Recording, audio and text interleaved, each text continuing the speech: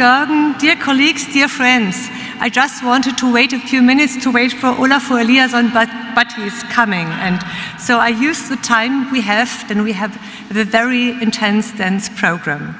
I'm very excited to start off our discussions on the role of museums, artists, and the art in general.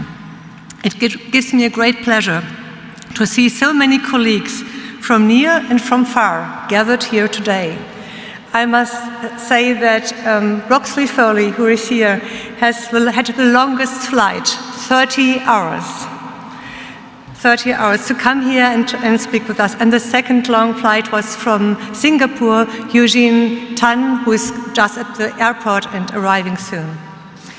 Many others have also expressed interest in our live stream broadcast. I say hello to everybody who is following online, and thanks to our technical team who makes it possible. The subject of our symposium is a topic that is currently generating a great deal of discussion, particularly in the art world. It should be read as a working title, as a starting point for our reflections. Die Rolle enzyklopädischer Museen in politisch komplexen Zeiten in Europa.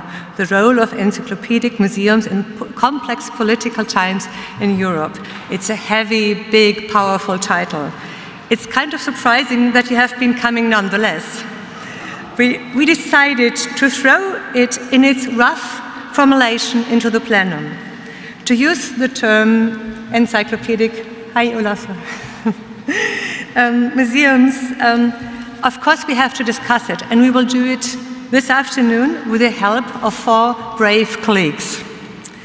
And we decided to choose this a bit strange wording, political complex times, whatever it means, with a pointed emphasis on Europe.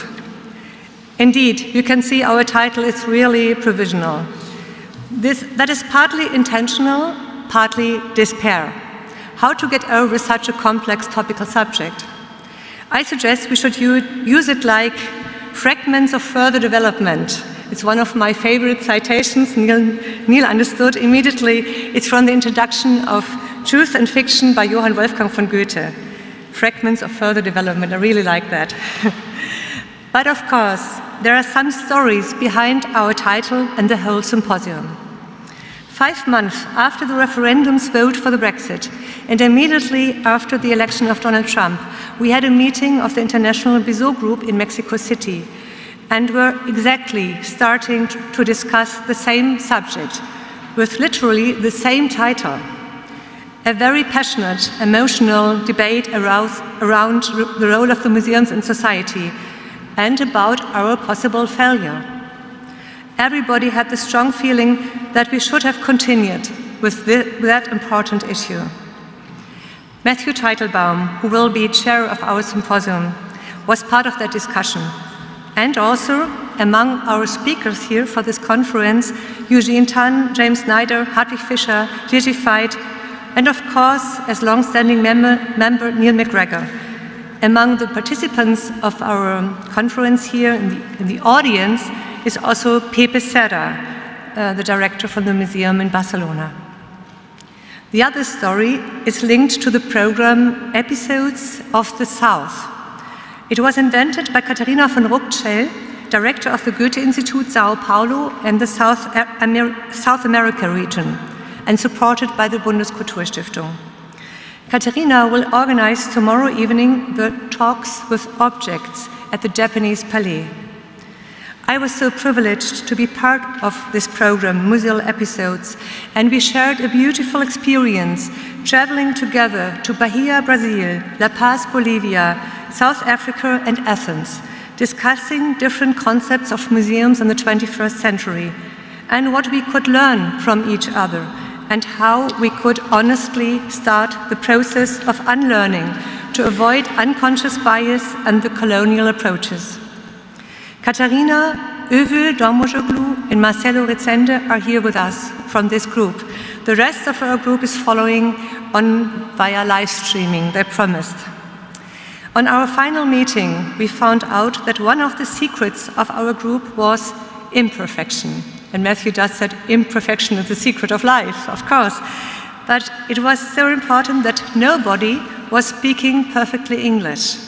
Everybody had to make the same effort.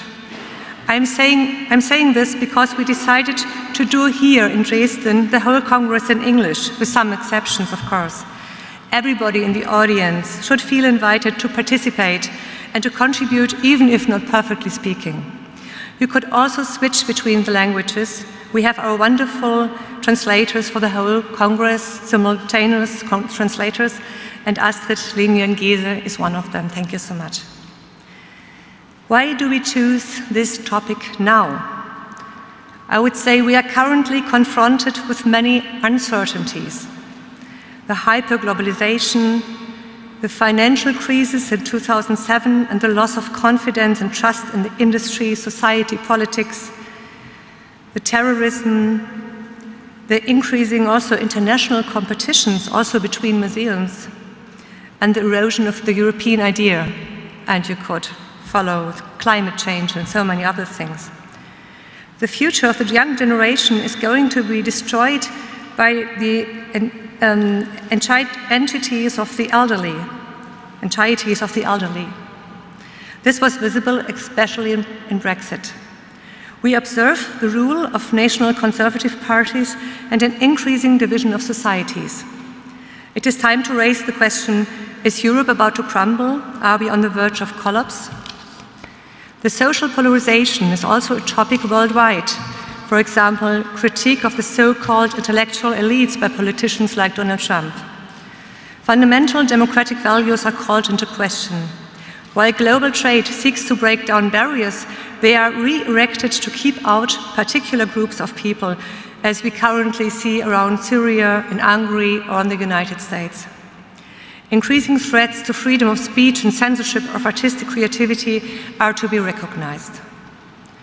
Our conference focuses on the current situation with a zoom into Europe today. The topic is placed at the center of our cooperation with the Israel Museum and the British Museum. What is Europe? Where do its origins and its future lie? This symposium is supported by the Foreign Office. We are very thankful for that. We share the belief that art can build bridges between different countries and cultures. And I'm happy that Andreas Görgen will take the word after my introduction. Why do we meet here in Dresden? The Staatliche Kunstsammlungen Dresden are museums with international and interdisciplinary collections. The earlier Kunstkammer, founded in the 16th century, was intended to unite the world in one place, with a desire to understand the universe and conceived to encompass all categories, united decorative arts, scientific objects, as well as the fine arts. The collections thus functioned as a microcosm in Dresden. Although the city has been very cosmopolitan under August the Strong, and the favorite subject of my colleague Dirk Sindram, it now has become a place that has experienced dramatic changes in history. It has, of course, a heroic story of modernism.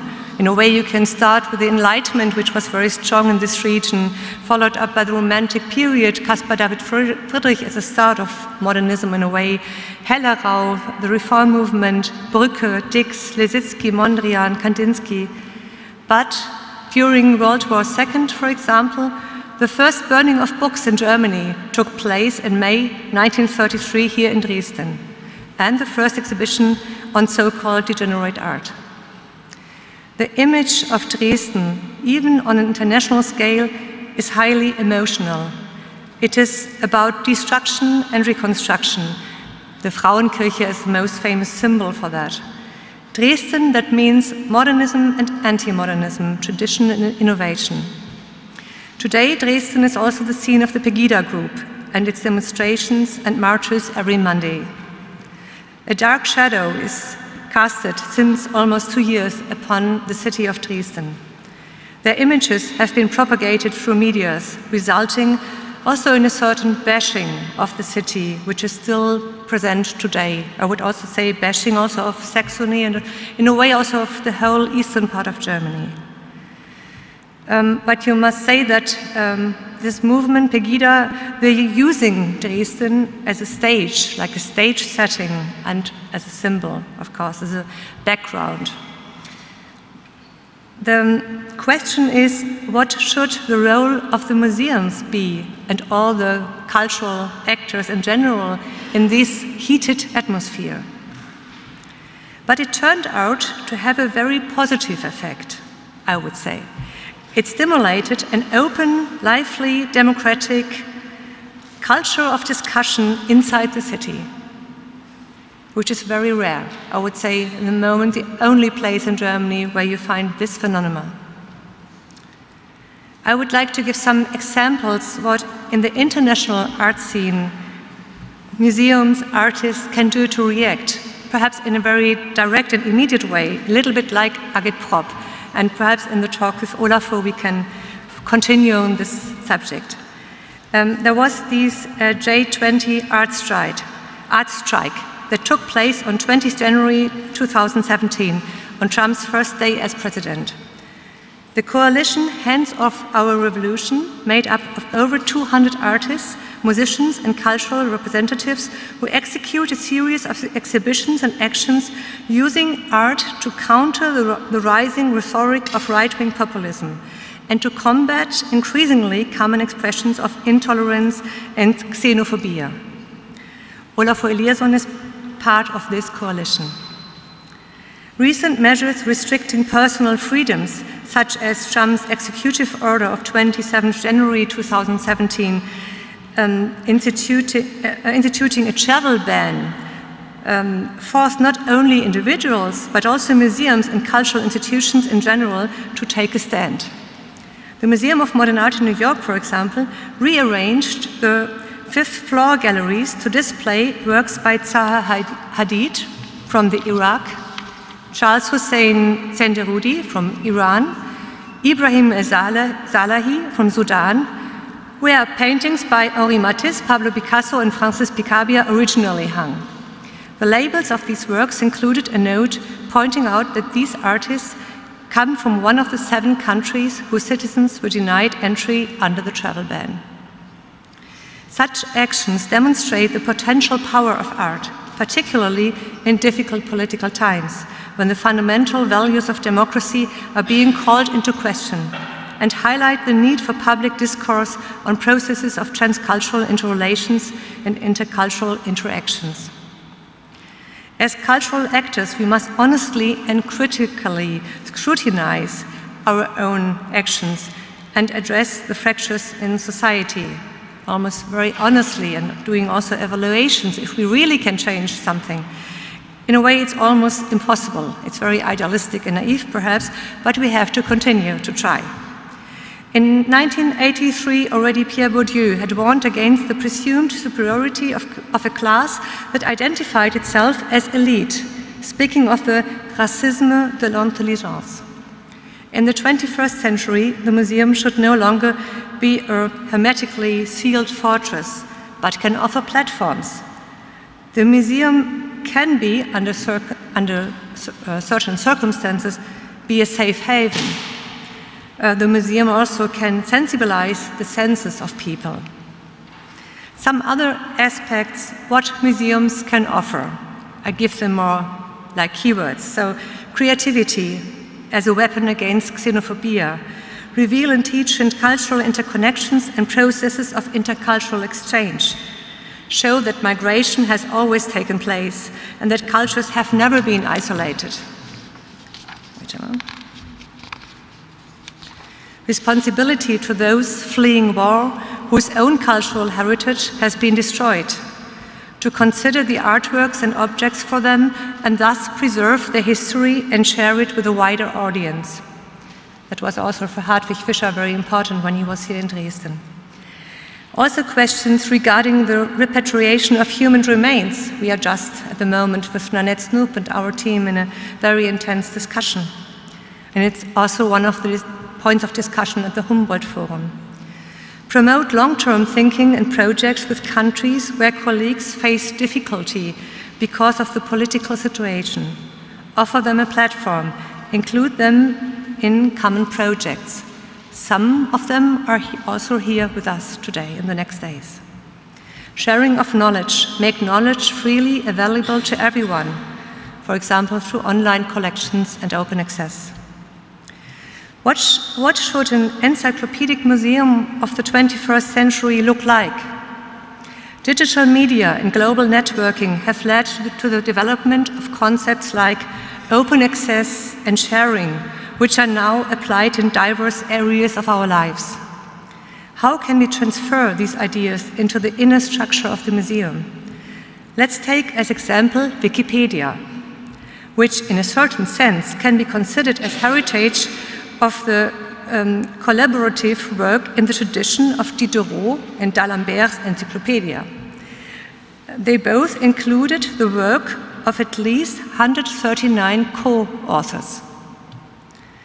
Collaborative work, research and writing have become more and more important for everyday life. How can we implement these methods into the museum? A trend toward democratization has become visible worldwide in artistic politics, museums, and art in the public sphere since the 70s, and has become more noticeable in Germany in the past 5 years. But how much access do we really allow? In their 1960 book, L'amour de l'art, Pierre Bourdieu and Alain Darbel described the ways in which the structures and organization of museums only favor favorites. Where do we stand more than 50 years after this analysis? Has access to museums really undergone a major positive change? I would now like to give a short overview on our panels, so very short and with some keywords. So the panel 1 is dedicated to the subject collecting and writing history. So some of our questions and discussion points will be the museum as a political instrument and as instrument for writing history. Infliction of political views upon museums, artists and press, Poland, Brazil, Turkey. International cultural heritage and the museum as a protection place for art and objects, destruction of cultural heritage. Commitment to the people who have to escape from their country and whose own cultural heritage is being destroyed. The second panel, production of knowledge and of truth. Challenges the canon formation, especially the global art history. Multi-perspective and transparency. Decolonizing the museum, provenance, who owns the objects. Challenging the inner attitude and ethic mission of the museum today, especially how do we write texts today, from which perspective and for whom, and how far is the history still present in our behavior and ways of working. In Dresden, for example, there have been Völkerschauen, human zoos, since 1879, almost every year. It's an irony of history that only under the dictatorship of Hitler these human zoos have been interdicted. These shows led to an undifferentiated opinion of foreign people, especially of the people subjected to colonial power. The intention of these human zoos implied revaluation of own civilized culture. Panel 3, sharing of knowledge. There will be the main topics challenging the display as an educational tool, aesthetic and erratic presentation of artworks versus contextualization, and of course the big issue, democratization of knowledge. Some few words to come to an end about the selection of speakers.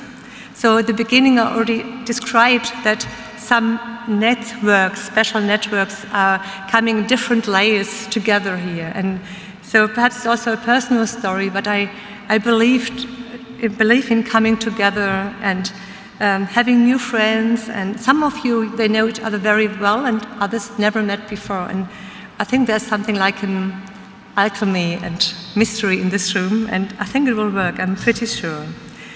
So it was very important for us that we are not talking about our colleagues, but debate with our colleagues. We invited experts who will help to challenge this predominance of the Europe-centered point of view, which is still in place in museums. So it was very important for us that many participants from African countries or Australia are able to speak out of a non-European perspective. I'm very happy that the team of the Staatliche Kunstsammlungen were so active. So we have some speakers, Nanette Snoop as the director of the 3 ethnographical collections, Rudolf Fischer in conversation with Egidio Mazzona, and Marcelo Rizzende coming from Bahia da Salvatore and now co-director of the Archive of the Avant-Garde. But I must say that 40 people and more of our team were preparing the whole Congress in a scientific forum and prepare questions, and so everybody was involved. It was also important for us to stress the role of Dresden in Central Europe. So we invited some colleagues from the Czech Republic and Poland, and I'm very happy that you're all here. Of course, it was very important to balance it out and to have many strong female colleagues, professors, museum directors speaking here. And last but not least, the artists. So we have 3 artists as part of the program, and Catarina Katsura, to start with her, is coming on Friday and doing a workshop, and Olafur is making the start now afterwards together with me. And I'm very happy that also you as artists are part of this discussion. It's very important for us. We try to bring into the conference different methods. One method is, because if we are encyclopedic museum, it's very important to have those specialists.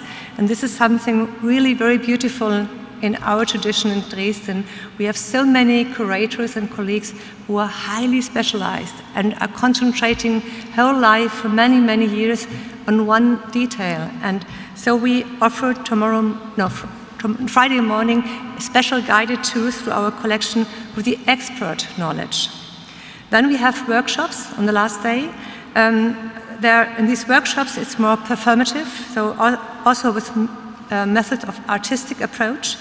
The one is on the subject, the museum as a safe place, confidence in the system. The other one is on the role of artists. And the third one is, what freedom and possibility does a museum have to react upon complex political times in its own country? And there's another surprise. I am not allowed to explain it, they told me. It's really an artistic approach. I only have to say, I'm allowed to say, during this symposium, the Archive of the Avant-Garde, das Archiv der Avantgarden, short ADA, has prepared a set of short interventions during these 2 days, some journeys. We hope you enjoy. Parallel to our get-together this evening, there will be a Bürgersing-Stunde called Vox Populi at the Albertinum. Everybody is invited to be part of it, but don't forget to come back to our get-together, where you will have the possibility for further discussions, and it will be here, the get-together tonight. So, I'm coming to the end and have to thank, so first I have Andreas to thank again, the Federal Foreign Office for the funding of the symposium. Especially you, also as person and friend. I want to thank all the speakers who came from far and from near, and they followed our invitation. Thank you for that. I have to thank Florence Thomas and the team for organizing, Nora Durrani and the whole team who was sitting, and we have all names printed in our booklet, and the whole SKD team. So I have to name so many people. I thank them, and I think it's also important for us, for the whole team. It will be continued, and it will influence our work, and I'm looking forward to follow on in the next years, and to install here Dresden in our museums as a platform for our further discussions on these important subjects. So thank you. Now I'm giving word to Andreas Görgen.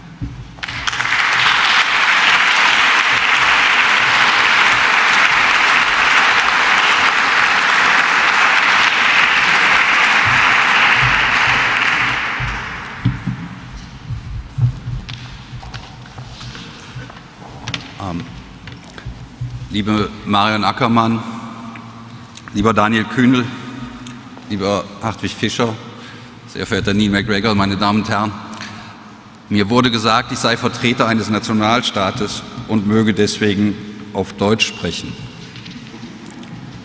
Wenn das für Sie möglich wäre, dann würde ich das hiermit auch gerne tun, um zu sagen, dass mein einziges Anliegen ist, mit dem, was wir tun, was wir als auswärtige Kulturpolitik begreifen, hinauszukommen aus dem nationalstaatlichen Denken und dass es uns hier heute mit diesem Symposium, aber eben mit unserer ganzen Arbeit darum geht, in eine postnationalstaatliche Kulturpolitik zu kommen. Eine Frage stellt sich damit, und ich komme in 5 Minuten noch mal intensiver dazu. Wie soll das gehen? Und ich werde Anleihe nehmen an den Sternen des Südens und die Behauptung aufstellen, es sei gar nicht so wichtig, dass man jetzt schon weiß, wie es gehen soll. Man muss sich nur erst mal auf den Weg machen. 3 Gesichtspunkte würde ich Ihnen dagegen gerne ans Herz legen für die kommenden 3 Tage. Der erste ist, wir stehen in einem Wettbewerb der Weltbilder. Der zweite, wir sollten mit dem ganzen Wissen, Wollen und Wünschen, das in den Freiheitsräumen von Kunst und Wissenschaft besteht, uns hinaustrauen auf den öffentlichen Platz der Auseinandersetzung. Und das dritte ist, je mehr Sie von uns, je mehr Kunst und Wissenschaft von staatlichem Handeln verlangen und erzwingen, dass es ihre Freiheitsräume respektiert, umso besser kann das gelingen. Was hat das Ganze mit Außenpolitik zu tun? Nun ganz einfach. Irgendwann haben Gesellschaften entschieden, dass sie einen Funktionsbereich dafür bezahlen, dass er auch mal mit dem Teufel tanzt. Das kommt dann so Ende der Französischen Revolution auf und wird Diplomatie genannt.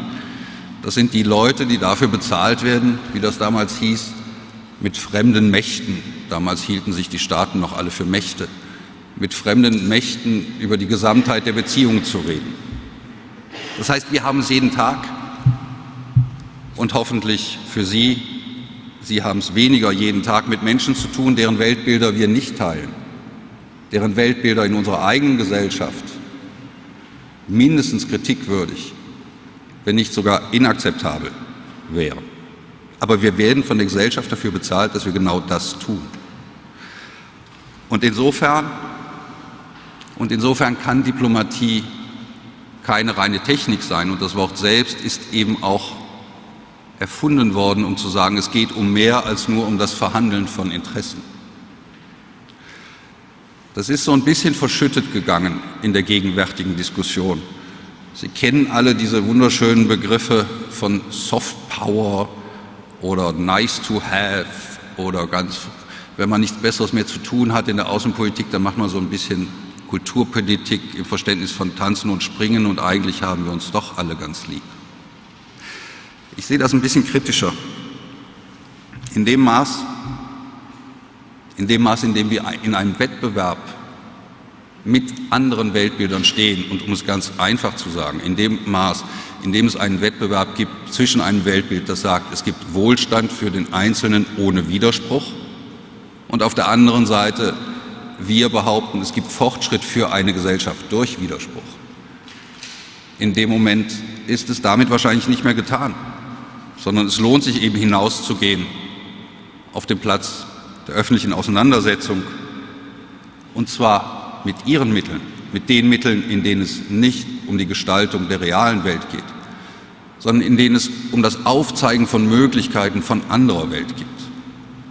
Deswegen ist der Schutz, die Finanzierung und das Schaffen von Freiheitsräumen für Kunst und Wissenschaft gerade auch im Ausland so wichtig für uns.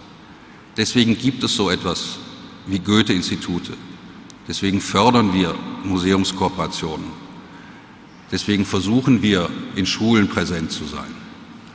Und gerade in Zeiten, in denen viel die Rede ist von Shrinking Spaces und von Echokammern, glaube ich, müssen wir noch stärker als bisher in den Strukturen die gefährdet sind, in unseren Partnerländern wirken. Und ja, dahinter steckt eine normative Überzeugung. Die Überzeugung, dass eine Stunde im Museum, dass eine Stunde im Kino, dass eine Stunde mit einem Buch in der Hand oder in einem Konzert uns vor der sogenannten Alternativlosigkeit von Politik befreien können. Dass sie die Augen öffnen können dafür, dass eine ganz andere Welt möglich ist, wenn der Freiheitsraum von Kunst und Wissenschaft respektiert wird. Dann mag es durch ihre Freiheit Fortschritt für eine ganze Gesellschaft geben. Und dieser Fortschritt kann in der gegenwärtigen Situation doch nur heißen, Zugang gewähren. Zugang gewähren zu Kultur und Bildung in einer Einwanderungsgesellschaft, die sich des ganzen Reichtums der Einwanderung noch nicht bewusst ist, in der ohne die Begriffe zu nennen, über Begriffe suggeriert wird, man könnte rekurrieren auf einen homogenen Nationalstaat, in dem die Bevölkerung homogen sei, in dem es ein Staatsgebiet und eine Staatsgewalt gäbe und das alles sei auch noch homogen und ein Schutzraum gegen außen. In einer Gesellschaft, die manchmal vergessen zu haben scheint, dass Zugang zu Kultur und Bildung eben auch eine Frage der sozialen Klasse und der Auswirkungen des Kapitalismus ist. Und Zugang in einer Welt, in der eben diese Zugangsräume sehr stark eingeschränkt werden.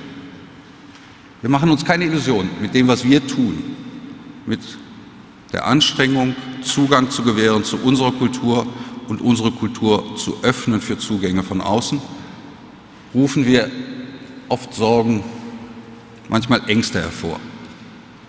Denn wir wissen alle, dass dieses Ineinandergehen von innen und außen oft genug turbulent sein mag.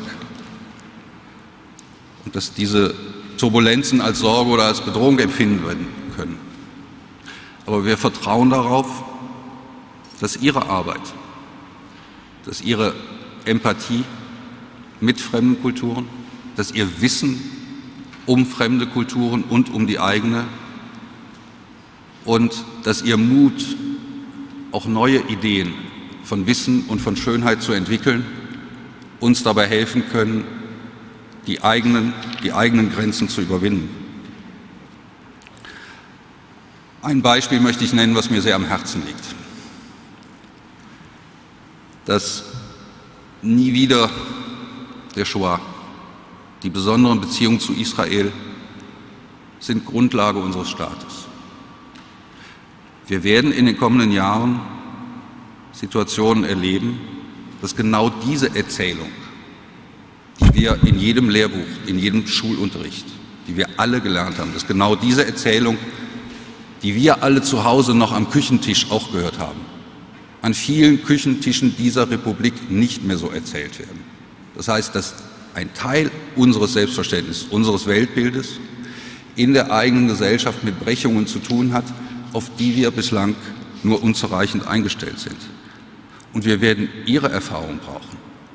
Wir werden die Erfahrung derjenigen brauchen, die die anderen Erzählungen anderer Völker kennen, um damit in unserer eigenen Gesellschaft besser umgehen zu können, um darauf Antworten zu geben, die es allen Kindern und Jugendlichen erlauben wird, Teil dieses Landes zu sein und die Erzählungen dieses Landes nicht nur zu verstehen, sondern auch zu ihrer eigenen wieder zu machen. Und so freue ich mich, dass auch heute und im Rahmen der Zusammenarbeit, liebe Frau Ackermann, die Sie begonnen haben, die Zusammenarbeit mit dem Israel-Museum eine besondere Rolle spielt. Ich glaube nicht, dass wir dabei Anlass haben, kleinmütig zu sein. Der eine oder andere mag sich ja noch daran erinnern, wie lange Deutschland deutschen Kindern und Jugendlichen beigebracht hat, dass Frankreich der Erbfeind sei und dass es einige Jahrzehnte gedauert hat, um da rauszukommen. Aber immerhin sind wir da rausgekommen. Und deswegen glaube ich, sollten wir auch ein bisschen Vertrauen haben in unsere Erzählung von Gesellschaft, in die Notwendigkeit eines Kampfes für eine offene Gesellschaft und dass diese zu gewinnen ist. Erlauben Sie mir gerade hier in Dresden dabei an einen Museumsdirektor zu erinnern, der diesem Museum, dieser Stadt und dem Gedanken einer offenen Gesellschaft sehr verbunden war. Martin Roth vermissen wir vielleicht am heutigen Tage und genau deswegen ganz besonders. Aber ich denke, auch mit der heutigen Veranstaltung versuchen wir so ein bisschen seinem Erbe gerecht zu werden, wie wir rauskommen aus den klösterlichen Amtsstuben oder aus den Schatzkämmern der Museen und hinaufgehen auf den Platz der Öffentlichkeit. Und liebe Marion Ackermann, Dresden ist da jedenfalls von Berlin aus gesehen immer noch ein großes Vorbild und das ist ganz in erster Linie Ihrer Arbeit zu verdanken. Und noch einen Aspekt möchte ich erwähnen, der eng mit Martin Roth und heute mit Ihnen verbunden ist. 2007, 2008 war das. Deutschland hatte gerade die EU-Präsidentschaft inne gehabt. Da haben sich die 3 Museumsdirektoren der 3 deutschen Nationalmuseen, der deutschen Universalmuseen zusammengetan. Das wäre nett, ne? Das kommt später.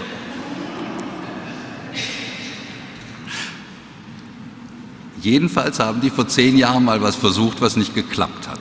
Und das ist doch auch schön. Die haben sich jedenfalls zusammengetan, haben Reisen unternommen und haben gesagt, oh, die französischen Freunde, die britischen Freunde, die russischen Freunde, alle sind irgendwie unterwegs. Und manche fangen an, in Beton zu investieren in fremden Ländern oder feste Kooperationen einzugehen. Wir machen auch was. Das nannten die damals so ungefähr vor 10 Jahren, haben die dann hier nach Dresden eingeladen und haben gesagt, Museen schaffen eine neue internationale Öffentlichkeit. Haben Sie davon schon mal gehört? 10 Jahre später nicht so richtig. Das ist dann in so einer typisch deutschen Manier immer weiter runtergeschreddert worden auf Einzelprogramme und auf Optimierung von kleineren Projekten. Und heute, 10 Jahre später, sind wir 3 Wochen vor der Eröffnung des Louvre. Wir sehen, was Guggenheim macht. Wir bewundern die Zusammenarbeit des British Museum mit dem National Museum. Und was machen wir Deutsche? Wir fahren diesen Samstag nach China und Außenminister Gabriel wird eine Ausstellung eröffnen, die heißt Deutschland 8. In 2 Wochen findet eine große Ausstellung mit dem Thema Design in Katar statt, die ist kuratiert worden noch von Martin Roth. Beide Ausstellungen sind in allererster Linie privat finanziert und privat getragen. Ich bin nicht sicher, ob das die geeignete Antwort ist, die wir als Kulturverantwortliche in Deutschland geben sollten, auf das Modell, was uns Frankreich oder Großbritannien oder Russland oder andere Länder vormachen, wie wichtig es ist, sein eigenes Weltbild zur Diskussion zu stellen und über die Auseinandersetzung über Bilder auch zu anderen Weltbildern zu gelangen. Wir im Auswärtigen Amt würden gern dazu einen besseren Beitrag leisten als in den vergangenen Jahren. Und wir haben mit ein paar Museumschefs in Deutschland gesprochen, die uns gesagt haben, naja, aber schaut euch mal an, wir verbringen viel mehr Zeit mit der Akquise von 10.000 € Beträgen als mit der kuratorischen Arbeit. Und deswegen schlagen wir vor, dass wir mit finanzieller Unterstützung von uns ein International Office aufbauen, dass es vermeidet, dass die deutschen Museen für jedes einzelne Projekt zu ungefähr 17 Zuwendungspartnern rennen müssen und dass sie mehr Zeit mit der Akquise von Fördermitteln verbringen als mit ihrer kuratorischen Leistung. Dass zweitens einen Rahmen gibt für die gegenseitige Abstimmung, wo diese von Ihnen gewünscht ist. Und die Möglichkeit, dass Sie die Unterstützung der Außenpolitik koordiniert erhalten, sozusagen von der Ausfuhrgenehmigung bis zur Visaerteilung und nicht in 17 verschiedene Referate und 23 verschiedene Stellen rennen müssen. Wie gesagt, einige Museen haben schon gesagt, dass sie daran Interesse hätten. Und ich bin ganz optimistisch, dass wir das in diesem Winter dann auch noch auf die Schienen, auf die Gleise setzen können. Meine Damen und Herren, ich habe Ihnen eingangs versprochen, so zum Schluss sage ich noch mal was zu einer postnationalstaatlichen Kulturpolitik.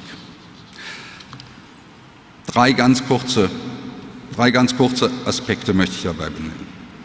Erstens, Nationalstaaten sind ja nicht nur Teil der Lösung eines Problems, sondern gerade wenn Sie nach Afrika schauen, ist unser Verständnis von Nationalstaaten ein Teil des Problems. Und auch bei uns werden wir doch nicht davon ausgehen können, dass ein Nationalstaat, der ungefähr die Größe hat eines chinesischen Häuserblocks oder einer chinesischen Provinz, der geeignete Referenzrahmen ist, in dem wir ein europäisches Bild entwickeln und partnerschaftlich anbieten können. Und schließlich, wenn Sie auf die Diskussion um den Kolonialismus schauen, dann ist es vielleicht hohe Zeit, dass wir noch weiter als den Nationalstaat, so wie das Achille Mbembe beschrieben hat, an die Mechanismen herangehen, in denen wir die Unterscheidung zwischen Markt und Nichtmarkt, also ein kapitalistisches Modell eingeführt haben, in denen wir erst angefangen haben, Grenzen zu ziehen, die von uns verstanden wurden, aber nicht von denjenigen, die sie anschließend zu respektieren hatten. Und das geht natürlich bis hinein in die Provenienzforschung und in die Auseinandersetzung über die Frage, was macht denn das Objekt da bei uns? Liebe Marion Ackermann, ich weiß, dass es da große Diskussionen gibt, auch innerhalb der Museen in Deutschland, und dass Sie eine prononcierte Position eingenommen haben. Und ich bin Ihnen dafür sehr dankbar und hoffe, dass mit Ihrem Beitrag auch in diese Diskussion noch einmal mehr Bewegung kommt. Ich glaube, es gibt keine endgültige Antwort, außer der, dass wir unser eigenes Verständnis von Macht, von Markt und von Staatlichkeit zu hinterfragen haben, wenn wir eine geeignete Antwort geben wollen auf die Diskussion, die heute unter dem Schlagwort des Kolonialismus läuft und in der es um ganz andere Dinge noch geht als um diesen beschränkten Zeitraum der Kolonialgeschichte. Die Sterne des Südens wurden eben schon genannt. Und auch mir erscheint die Bereitschaft wichtig, einen universalen Anspruch nicht am eigenen Ort alleine zu zeigen, sondern das utopische Potenzial, die Ortlosigkeit eines solchen Anspruches zu thematisieren und damit auch selbst wieder kritikwürdiger zu werden. Und vielleicht, das möchte ich als Hoffnung formulieren, kurz vor dem Humboldt-Jahr, vielleicht findet sich ja im Humboldt-Jahr die Diskussion um die Humboldtschen Gedanken so wieder, dass sie nicht nur aus dem Zentrum Berlins und über das Zentrum Berlins geführt wird, sondern vielleicht findet das Zentrum Berlins dann auch noch stärker hinaus in die Welt. Wir im Auswärtigen Amt stehen dazu gerne bereit und wir stehen auch gerne bereit, dazu kritisiert zu werden, weil Ihnen genau das dann wieder vorkommen mag als eine zu politische Einflussnahme auf die Freiheit von Kunst und Wissenschaft. Auch diese Diskussion ist es wert, geführt zu werden, denn, und damit möchte ich enden, denn wenn wir mit unserem Verständnis davon, dass die Streitfähigkeit und die Kritikwürdigkeit, dass die Möglichkeit einer anderen und einer besseren Welt ein Gegenmodell und ein Gegenentwurf sein mag zu Welten, in denen die Maximierung des persönlichen Wohlstandes allein den Konsumenten befriedigen soll und dieser Konsument dann auch noch mit einem Bürger verwechselt wird. Wenn wir das wollen, dann ist es sicherlich an der Zeit, dass wir auch wieder ein bisschen fröhlicher beginnen, uns selbst zu kritisieren und uns, die Außenpolitik, dabei an erster Stelle. Vielen Dank.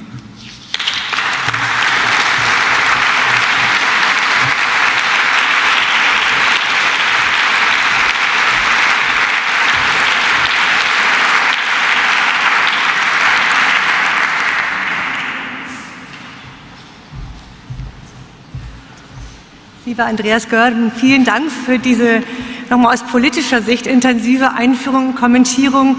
Ich hätte große Lust, direkt zu antworten, zu entgegnen und in eine Diskussion einzusteigen, aber ich habe gerade mit Neil MacGregor abgesprochen, dass er antworten wird.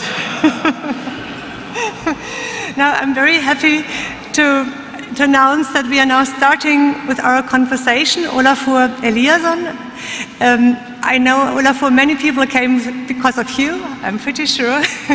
We have many seats to choose, so we have to see what the best place is. Explain why we invited you here in this conference. Of course, as an artist, everybody knows, not everybody knows your work, but we could also have you in the Albertinum and have you as an artist between us. But we invited you especially for this conference because it's also a personal story in a way. We know each other since quite a long time, 15 or 20 years. And all the time we are trying again to answer the questions, what can we do through the methods and tools of artists, and how we can improve something in societies. Perhaps we are both a bit naive or too idealistic, but I think it's an ongoing topic between us. So it was really very important for me that you agreed to follow this invitation. And perhaps to warming a little bit up, I'm telling you about one of our common projects in the Düsseldorf Times. It started like that, with a question: we would like to do in Kandinsky, Malevich, Mondrian exhibition. But the paintings of these artists have been exhibited so often.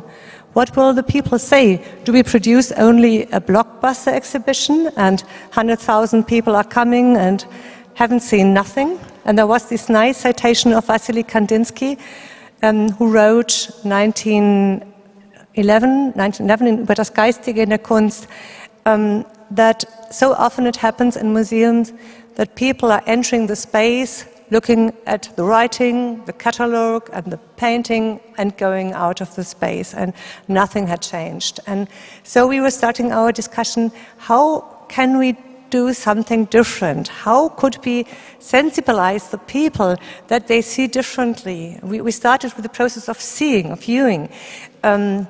In German is das sehende Sehen und das erkennende Sehen. So to change from these, to bring the people in a mode to look really long time at the paintings and to make them sensible. And you used the word resensibilization. We want to do a resensibilization of the people. So, and we hoped that we had improved something for. This is one of the projects, and now many things happened in between.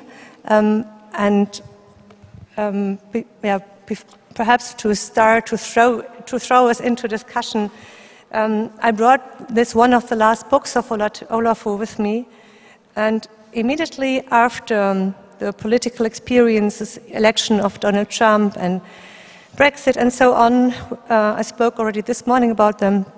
Immediately after that, he started this project and asked 15 people from different fields of society to make suggestions what we could do in these situations.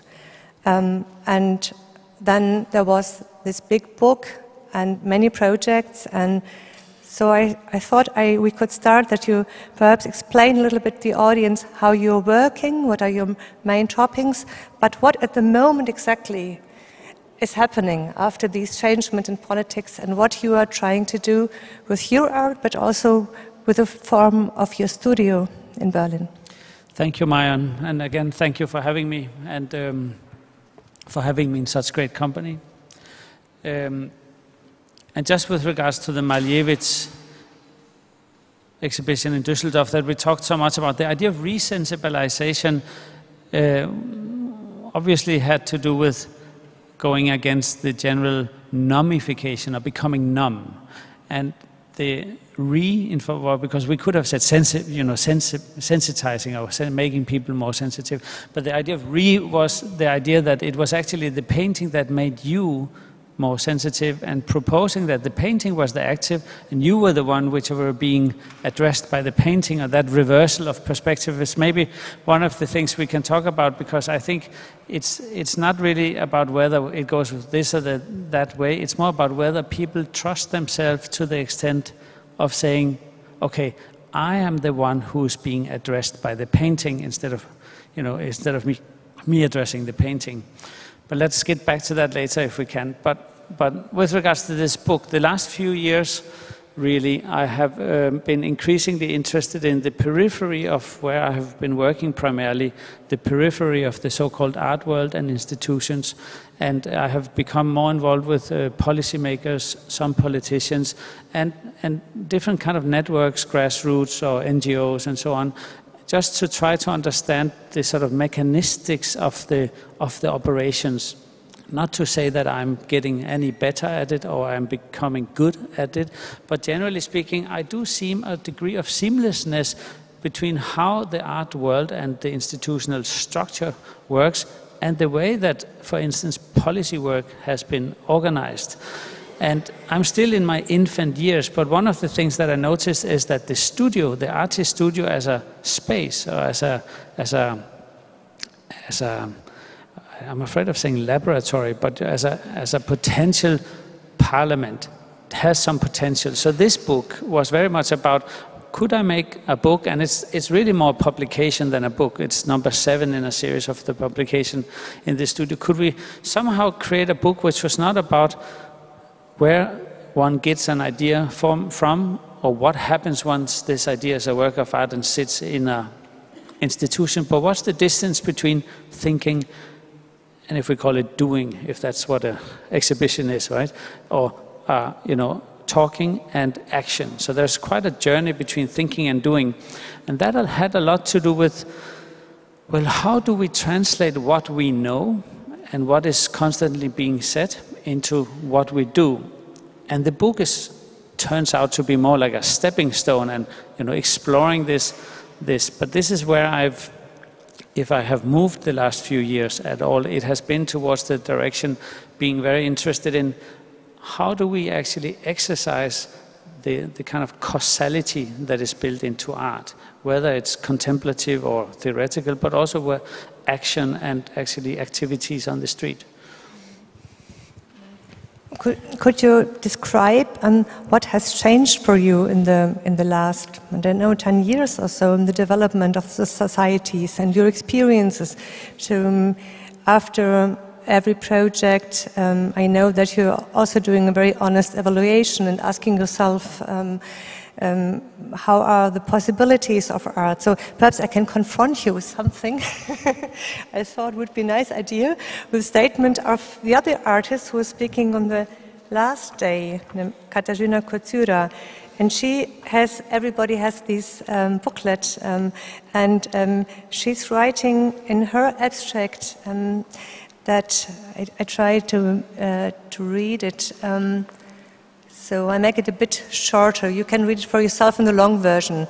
At last year's events, both in Poland and across the world, have shown that there are no longer easy solutions or ready answers.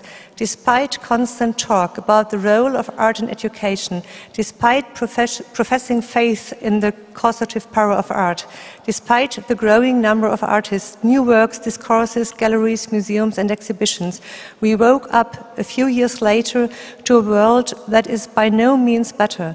Meanwhile, our artistic methods are being appropriated by the world of economy and politics. Is it possible that art is not working? So she's asking your colleague, Catarina Katsura from Poland, and I would like to confront you with her opinion. Yes, it's a great point and very important and relevant. I, of course, as some of you might know, I'm quite pragmatic, as I have actually often worked with the private sector, as often as I have worked with the public sector. And I'm very interested in the fact that without doing much, the cultural sector in which I guess it's fair to say we all work, is enjoying quite a bit of civic trust. Maybe not very strong, well, to some extent also in Dresden, but obviously it's complex here. But as a whole, civic society, if you ask, culture is high on trust.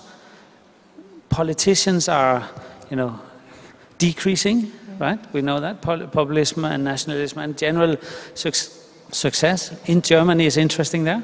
And then you have the private sector, right? After the 2007 crash, it's had no trust at all, right? The banking sector, absolutely no trust. So without doing a lot, the culture sector actually looks quite good with regards to trust. So that, I think, is why you suddenly have the private sector. They say, oh my God, all the advertising companies, they have misguided us. The cultural sector is doing really well. So we do see a lot of appropriation. You have a lot of politicians. So when Barroso ran the European elections, where he had a campaign against, I guess, generalizing, you can say it about nationalism, in 2014, he asked a number of artists, including myself and different cultural protagonists, to get involved with this. And that's very much a sign of also Barroso at the time, and this was even before he became private sector, you could say. He was desperately looking for a trustworthy, with regards to the EU and the lack of identification in Europe with the EU, he was looking who can carry the narrative. And who carries narrative is the cultural sector. So to some extent she's right, but it's also very much about us not letting go of the asset or the value or the trust that we have in society. Maybe I can just, if we just take a closer look at the trust, because that's what I said before. So what does that actually mean? What does trustworthy mean? I think it means that you look or engage or immerse yourself in culture, and this might be the local poetry club, it might be a sort of a music or theater on this local school where the priest and the policeman and the teacher is collaborating. What you see is a reflection of your emotional need. It's called identification. You see it and you look at it and you say, that is me. I am looking at myself. Through whatever I'm looking at on the stage, in the book, on the painting, in this music or dance, I see my not yet verbalized or articulated emotional need. It is as if this piece of art is listening to me. It is as if the Malevich, in fact, is reflecting what I am working on, but I haven't quite said it or given it a language yet. So this is what we have in common, and what I think we should be so good at not selling too cheap, to say it bluntly. The fact that people look at culture not to see us, but to see themselves. And there's a rare and increasingly rare, very trust-generating sort of situation in this, which I guess has a lot to do with a kind of psychological structure, that looking at culture, if culture doesn't isolate itself and become, solipsistically self-obsessed and all of that, and so on. Let me just finally, I think there is a reference to what she's saying also to the so-called art market. I think it's very important that we, even though there is a strong synergy between the art market and the art world, it's also very important to say the art market is not the art world. Right? The art market and the art world is two different things. Luckily, unfortunately, we see that the art market is also struggling with trust. Not a big surprise, because it's overinflated and very, compromising in many ways. So it is using the art world to justify itself. But that's maybe a different discussion here. But it's just to say how complex and confusing it is.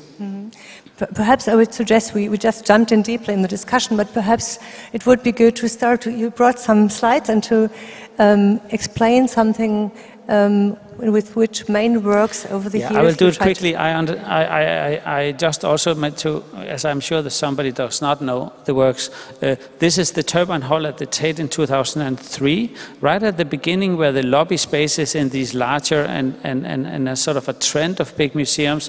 It was interesting for me to collaborate really with the Tate and explore whether one could host an event which took upon itself to also change a number of situations. And obviously the driver was that people were allowed to behave different. So within a few days, a lot of people had started sitting on the floor. And as a lot of you know, that's actually not very easy. And in the beginning, the fire department walked around and said, no, you can't really sit. If suddenly it burns, you have to then get up and run. It takes too long time, and so on and so forth. So as much as I was interested in art, it also was an exercise. Does the idea of public actually host the opportunity to varying types of behavior within the same space. Do you see, that's a very democratic idea that you and I, we behave differently, but we are still sharing the space. You and I disagree. You maybe thought it was apocalyptic and the doomsday, it was the end. And I thought, my God, it's contemplative. I will immediately do yoga. It's the beginning. And yet we were together, right? So it's unlike the political sphere. It was a very interesting experiment which allowed the museum to propose the fact, well, here you can be different, disagree, and have a different experience and still share it. You're creating a platform, a common platform for the people. Yes, and interestingly, and that I can't take the credit for, it also allowed people to sort of create their own spaces as much as the white cubes and the general organization of narratives is very interlocked into architectural systems. At this point in 2003, that space was unprogrammed to some extent. It was very interesting, and that means the programming was given to the people who used the space, which suddenly said, oh, the museum actually trusts me to become the programmer. There was a reversal of authority that I am the one who's producing this space. The museum thinks I'm actually good enough. The museum is listening to me. I must be okay after all. I'm not so stupid that I have to be told what to think, as one often sees in museums. And I know also about freedom. Freedom is very important in the movement of the bodies. And yes, at least freedom to allow embodiment, or the half of the brain where emotional and physical and motoric navigation is in German you have Erfahrung und Erlebnis divided, so the kind of how you remember things with physical activity. In English you obviously have experience, and that kind of covers it all. And I think it's important to say that I, of course, as an artist, think there is a lot to be learned, and this is where the private sector and the political sector are struggling. Embodied experience, or I mean, even looking at a painting is physical, if you think about it, right? But to actually have confidence in the non-data driven part of the brain, and also have confidence in the emotional part of the brain. And it's complex because we all know that the biggest non-data success right now is Trump, right? So political or populism, generally speaking, is non-data driven, right? Because it's all emotional. But I do think we need to balance out what we know and how we feel. Oh, I'm supposed to, yes, I'm sorry. Yes, let's take a few quick ones. Waterfalls in New York, public. You know, in New York it's never really public. It's also never really private, as you know. I mean, it's a little more private than public, this we can say. So this is during Mayor Bloomberg's period. I did a waterfall project that was an interesting collaboration between a city and obviously a number of private sponsors, and also a city planning, city department, parks and greens, and so on. So it was, for me, a very learningful experience. Next, let's take the next. This is a similar project. It's on the top of Aros Museum in Denmark. It's a kind of rainbow where you can walk in. But do you see what I said before? To change color, you have to walk. Right? So in a way it's like a painting. You're just looking at the skyline of the city, but if you stand still, it doesn't change, right? So it's like seeing with the feet. And it's very interesting because I think you go up through the museum, through the Danish Golden Age collection, which in Denmark, in Aarhus is the best in Denmark. It's really fantastic. Once you go down, you go through the collection again, and having ascribed a perception of color with physical activity, I would argue you look different at the paintings going down than going up, you know, generalizing a little bit.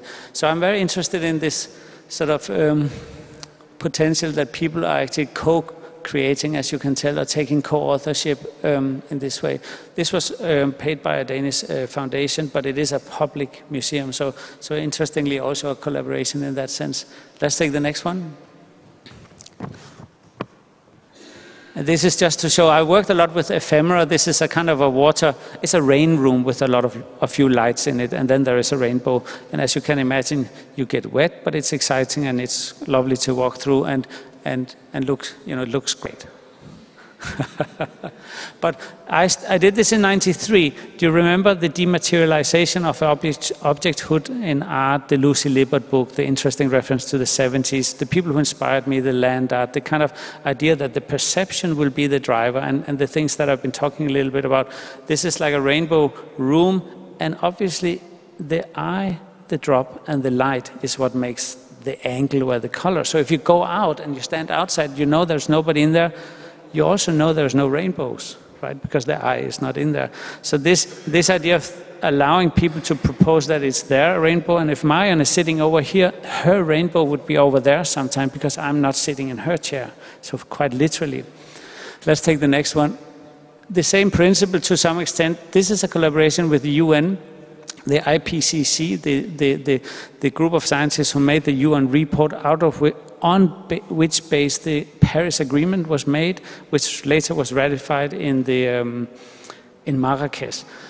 Copenhagen on the left there, where the IPCC board met to talk about how to make a report. So the report is 400 pages, maybe the most important document since the various holy scripts, just to suggest. And I said to the scientists, let me help you to interpret to people who stand outside, who somehow even think that you are fooling, who are being distrustful.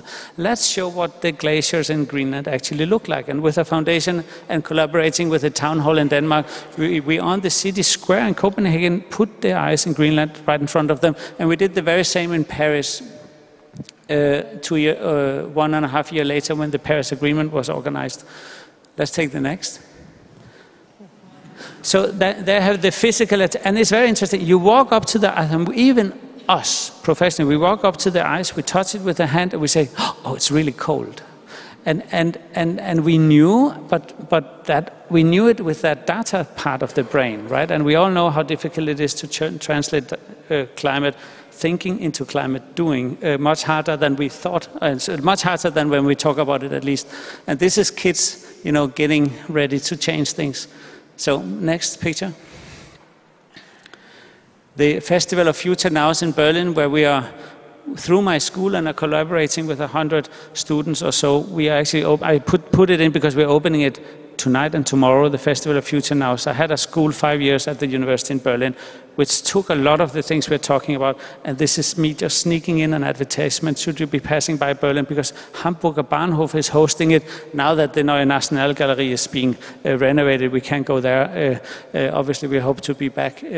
But it's a sort of a biannual 3-day party festival. And maybe if we hold on to this festival idea, let's take, I think we must be at the end now. The last or the next.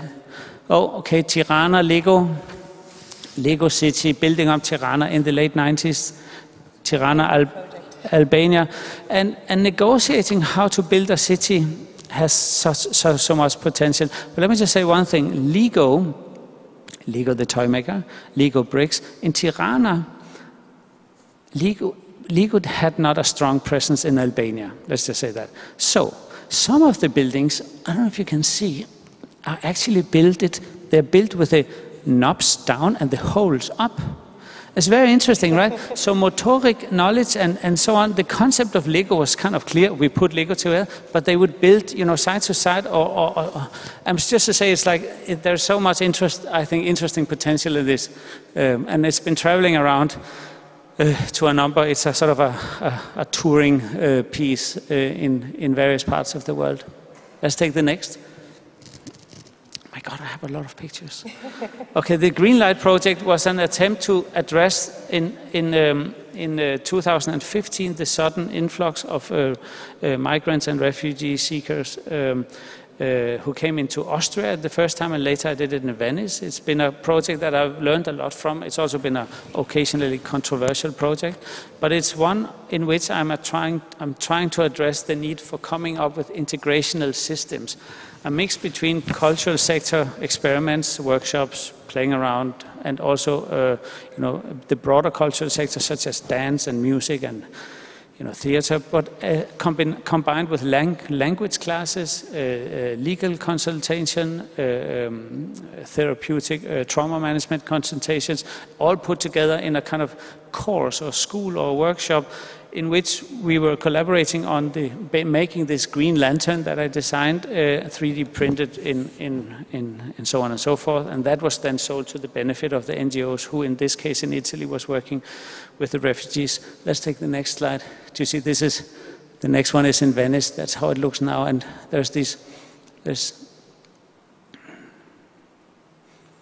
So, and lastly, and maybe, see, this is the so-called Little Sun project. I just want to show one last, because this is how I've tried to take my artistic work into a much broader, trying to address climate and energy poverty. So this is a project which is addressing and working in the part of the world where there's no access to energy, which is pretty far away from Dresden. I've been teaching now for 7 years at the Art Academy in Addis Ababa in Ethiopia, and I've learned so much from that. But one of the things I've seen is that the lack of access to energy creates a lot of situations where this young boy is sitting, Abel is his name, sitting next to a petroleum lantern, which is essentially a glass bottle, also known as a Molotov cocktail.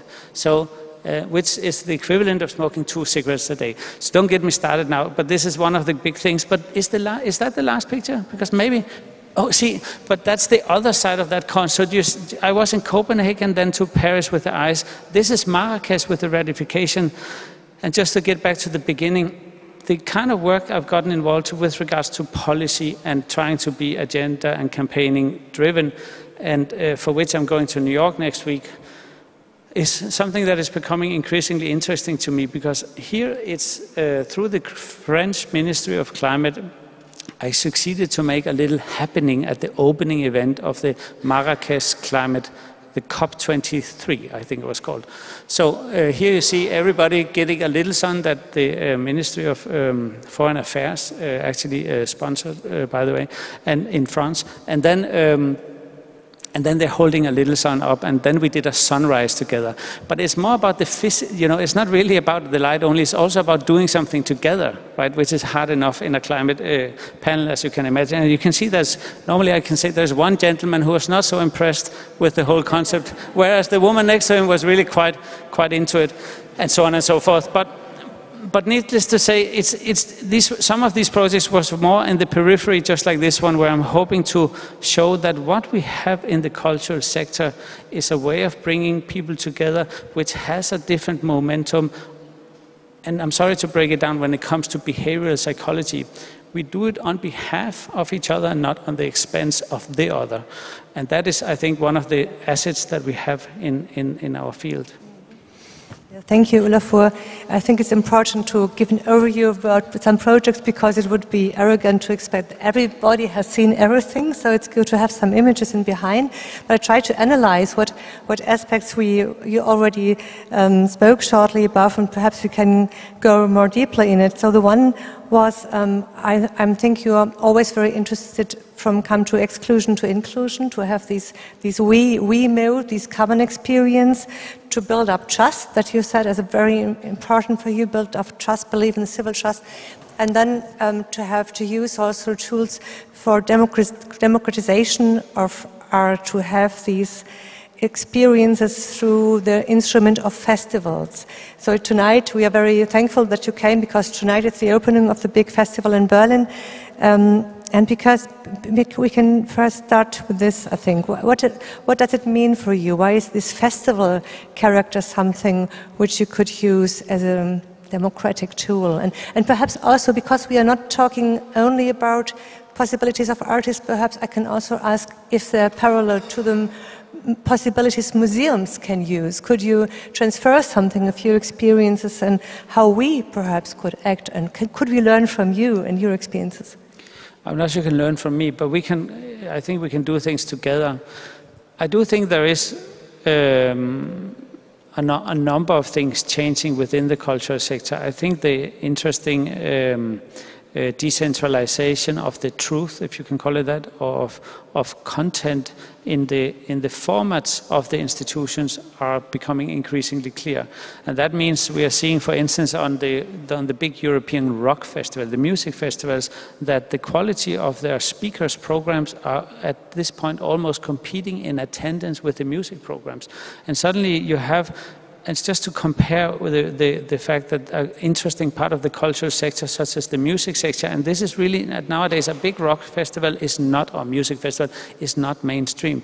The number of stages, the sort of diversity in that, including the speakers programs, the event program, the food program, so the festival format is actually, to some extent, very successful in hosting this a more polyphonic agenda, which also allows for, I think, a higher degree of criticality, higher degree of engagement, higher degree of, should I say, reflecting people's emotional need, if you want. And so I see, I see the necessity for institutional methodology to also take it to its heart with, in its own language, to trust the viewer to diversify the agenda to the extent of, I call it festival. I think in museums you would call them the forum, right? The forum in terms of leaning towards a more parliamentaric idea of, almost like a parliament. So you have fractions for all the listeners, all the speakers, and you have fractions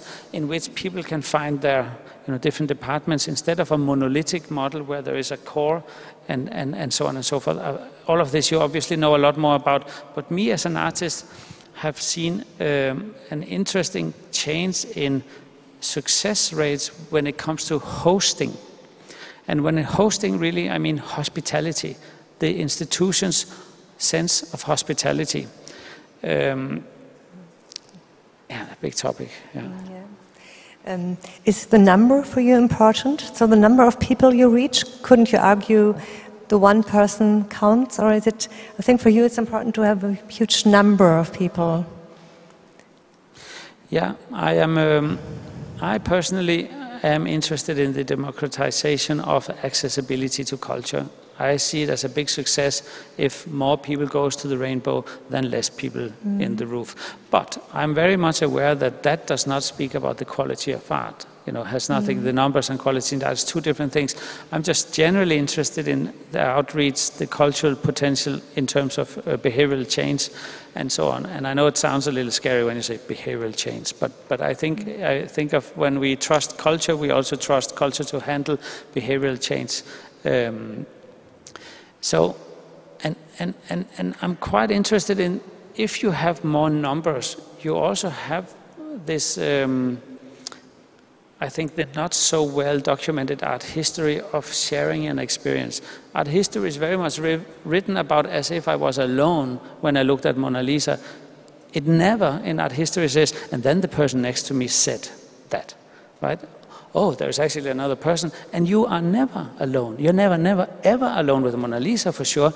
And this means there's a kind of interesting potential with regards to hosting collectivity or a shared situation, because we are, to some extent, also failing to reach out and, I wouldn't say cultivate or train or something, but at least host the shared experience.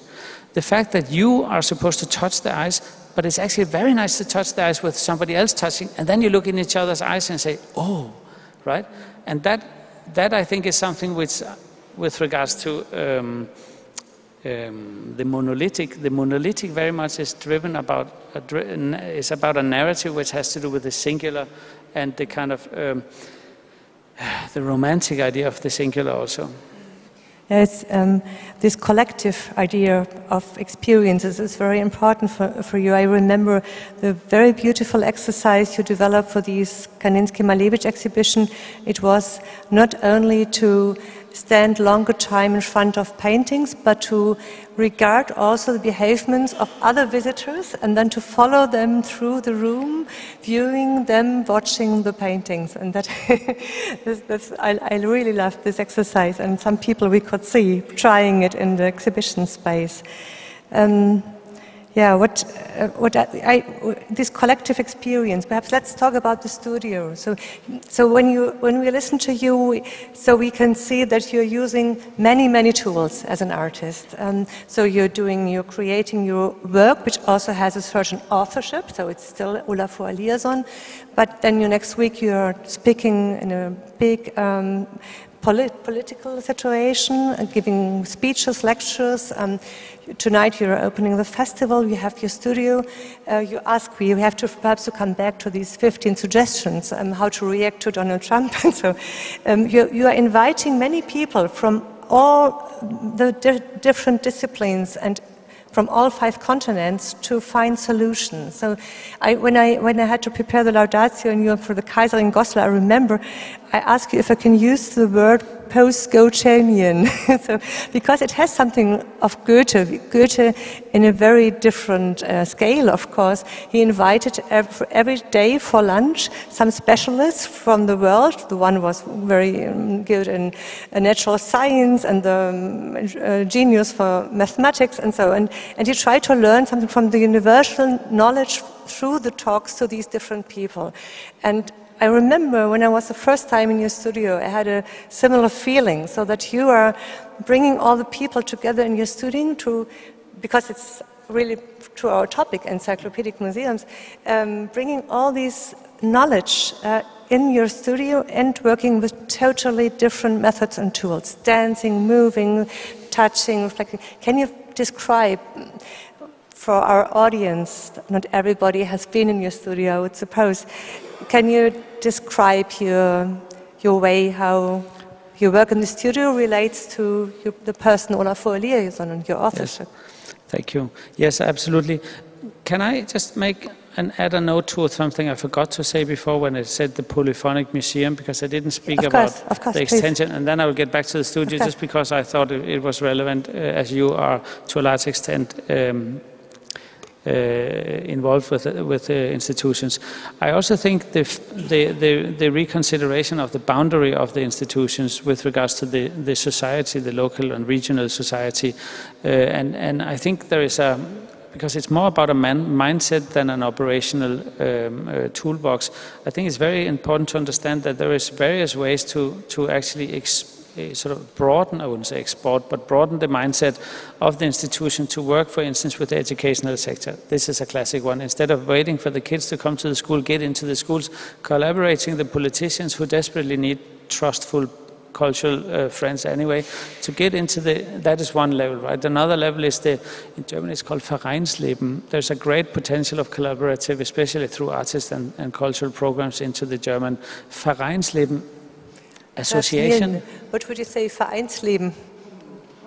Communal sort of infrastructure, which has, I think, because it has a lot of civic engagement for free, and interestingly, it sort of holds society to a great extent. There's a great intersection. There's the social media. I mean, there's so many levels through which the museum could say, okay, our space is actually out there, and once a kid has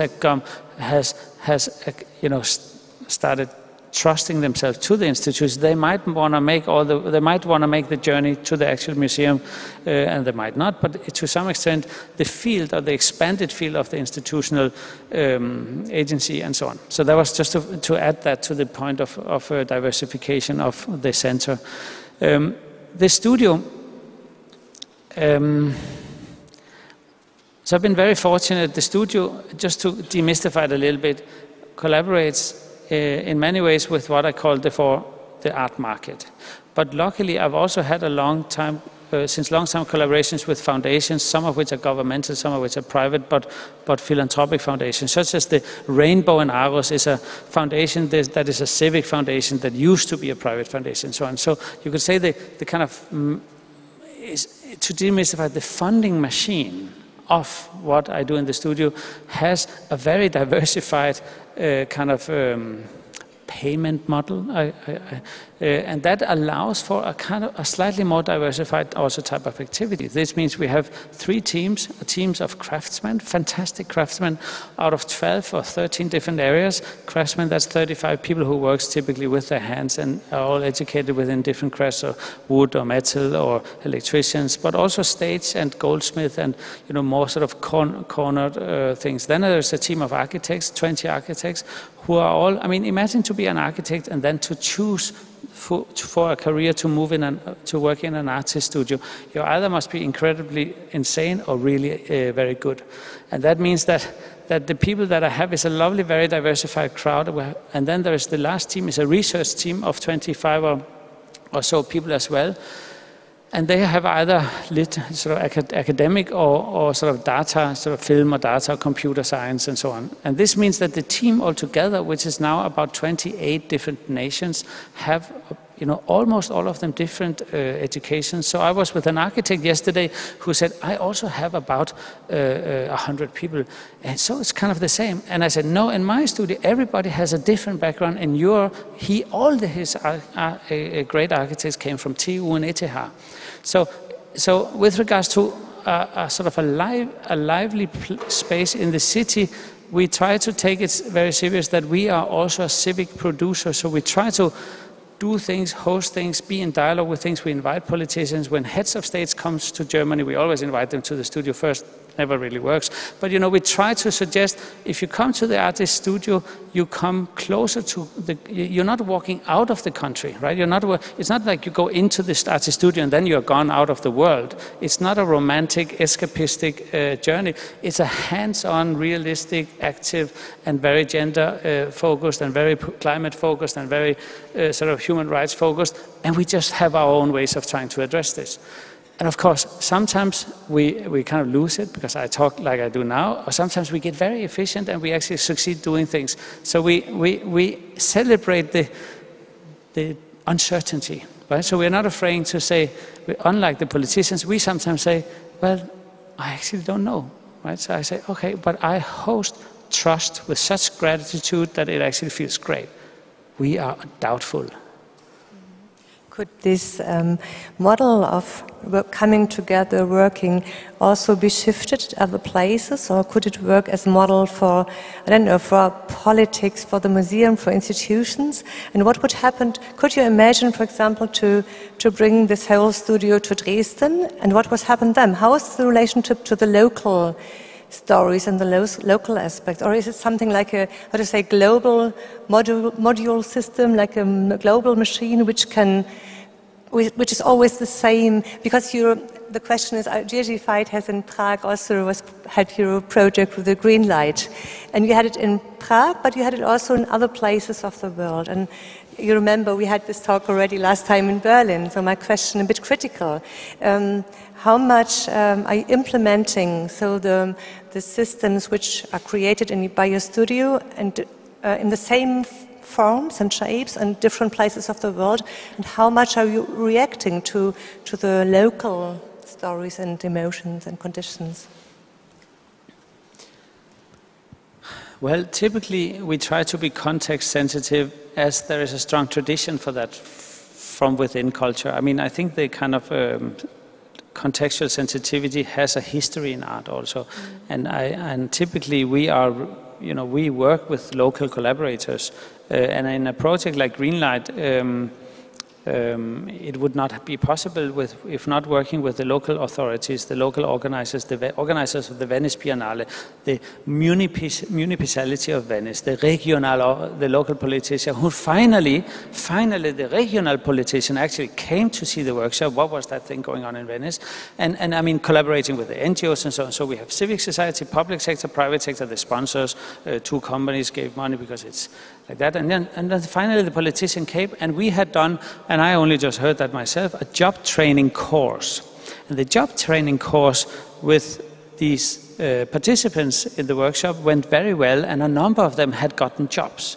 So this was a big success, and the person who does job monitoring with regards to migrants being integrated into jobs, he said, my God, this is a high percentage, this model, we must recommend the Veneto region to apply this type of integrational laboratory work, as it has increased job integration, and so on and so forth. So the thing is, it all sounds very artistic and actually very I wouldn't say romantic nowadays, right? But but there is actually hands-on political work, real effort, science, sociologists, anthropologists, migrant researchers, social workers, and they are all collaborating like this.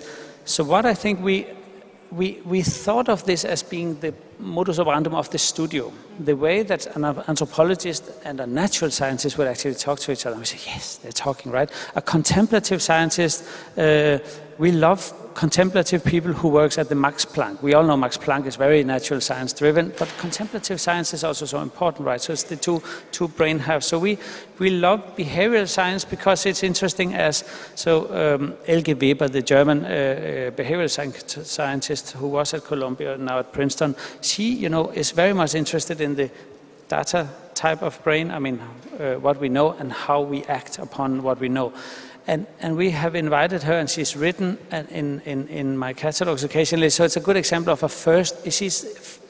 And now I'm working with a psychiatrist who works with daylight and behavioral and hormonal and sort of depression and so on and so forth on light and impact. And we're trying to convince her to spend a little more time in the studio, and actually I'm quite sure that this will turn into a thing which has to do with what we spoke about, the Malevich thing again, whether we can focus on light to the extent of allowing us to focus on our own relationship with our surroundings. Did I jump around too much like this? Maybe, I'm sorry, I sometimes, but I was trying to propose a kind of crazy hub of a lot of collaboration. The only head of states who immediately came was the Icelandic president, and he totally loved starting his time in Germany in an artist studio. He thought that was like, in terms of the evolution of trust and self-confidence, the right place to start. And since that, I've recommended every heads of state to come by first. But that. But what are you doing when you are working on a place where, if you yourself wrote it, Mark Godfrey, artists should spend more time in places where the worldview might not feel welcomed. What would you do when you work in a place of the world where you would confronted not with these just and you would not be welcomed? Yeah, that's a good question, and there's no need. It's clear that I have worked primarily within my own comfort zone. I'm ready to take that critique. I've been trying to also propose that there must be, instead of totally leaving the institutional grid, such as the great museums, encyclopedic or not, and leaving them all together and only work in the periphery, I've tried to propose a tie. So I've been very outreach oriented, and I'm very pro-pedagogical and pro-social outreach from the programs of the museum and so on. But obviously there are places which are simply so polarized, and people who feel so not listened to that the last system that they would want to be approached by is a large, apparently unwelcoming institution representing a set of values that they were very much trying to get away from, or they never identified with.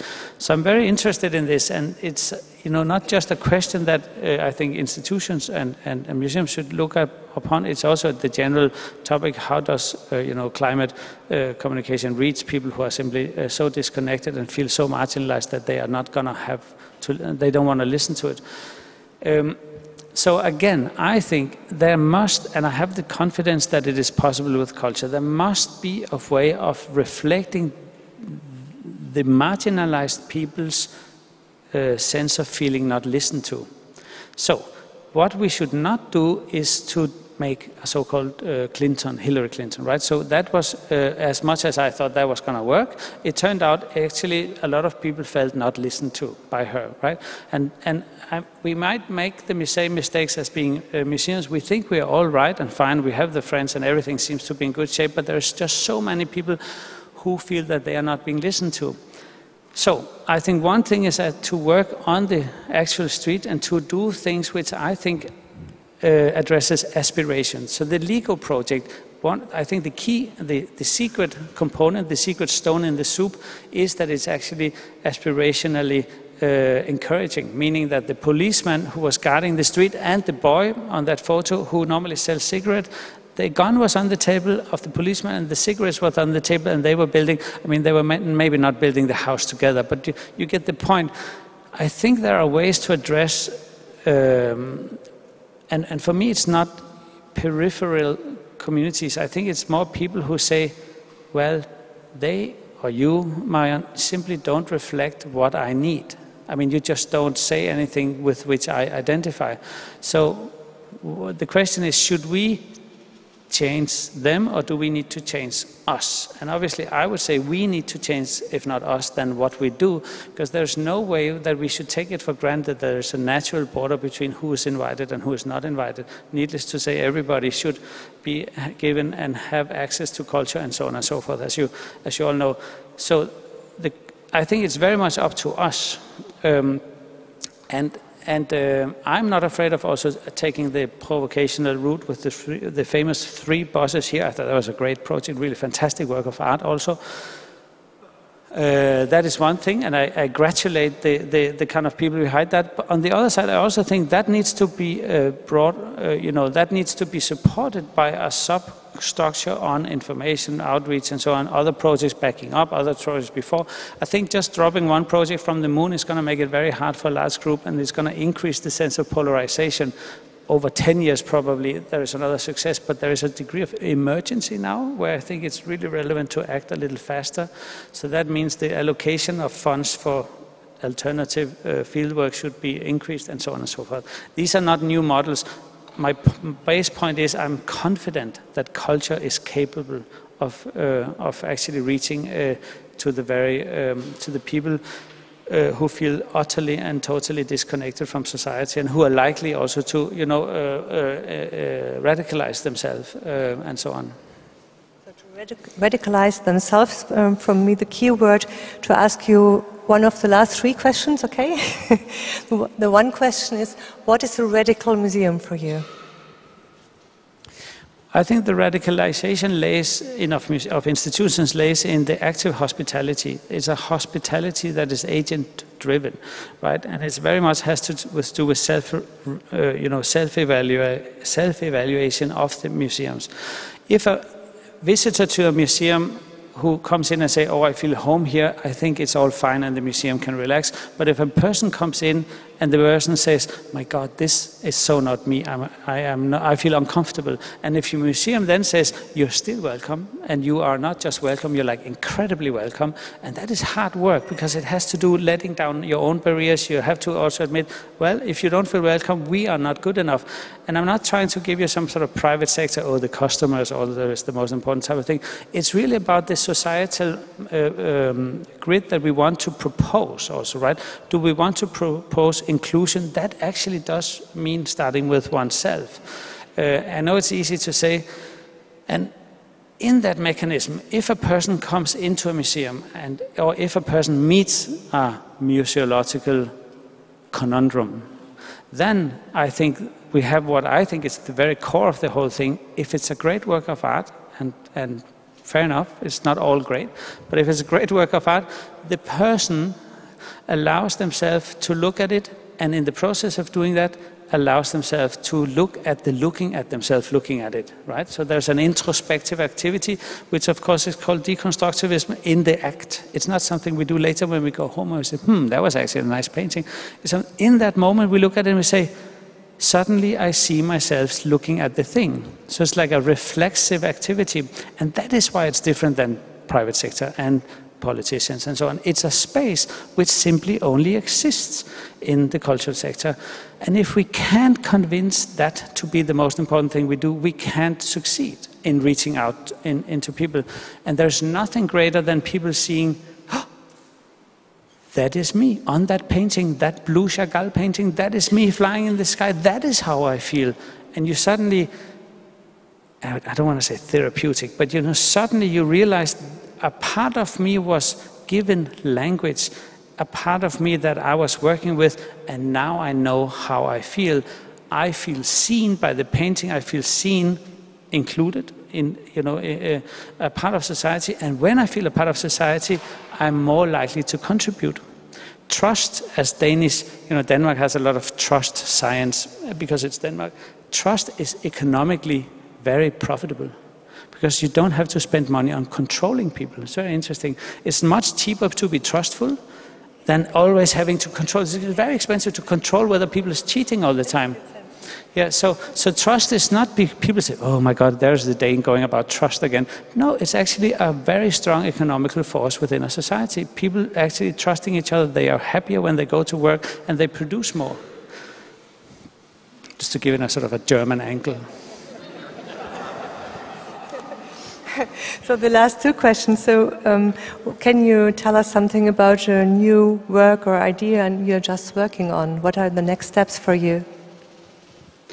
I'm working on a very large show at the Tate Modern, and for a few times now, and it's not announced, so and it's also not a secret, I guess, but I'm working in 2019. But interestingly, the Tate has made a point out of keeping a central focus on my work, and it's sort of it's not exactly a survey, but looking back. But also it's a show that takes in all these other social activities and social engagement and the other things as well. And we're now trying to solve that out. And it's interesting because for me, I've been doing my Little Son project. It kind of lives on the side, and I founded the project. I'm not spending a lot of time on it because I can't. But generally speaking, it's interesting for me to see a show where everything is brought together, because that actually also reflects, I think, a desire, or I hope it reflects a desire from the museum to say, well, being an artist today or in the future, and probably has been like that for a long time, has to do with a polyphonic type of activity. By all means, the artworks are at the core and by far the things that I spend most time with. And when I say I go to the UN General Assembly next week, I'm just going like a little fly on the wall, and I have a few specific tasks, and it's very crafts-oriented. It sounds so glamorous, but to be honest, I'm just trying to meet that person from the foreign ministry who knows the guy, who can pay for the lamps, who can go to the department in Geneva where I need the procurement department to get them. And it's all laid out and it's all organized by me, and I just have to be at the right spots, meeting with the right person at the right time.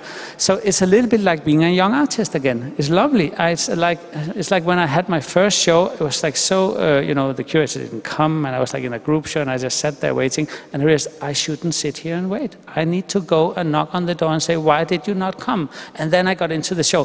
So it's very gratifying, and I'm very humble, and obviously it sounds, it just sounds glamorous to go to the UN in New York, but the truth is it's actually hard work, good old-fashioned.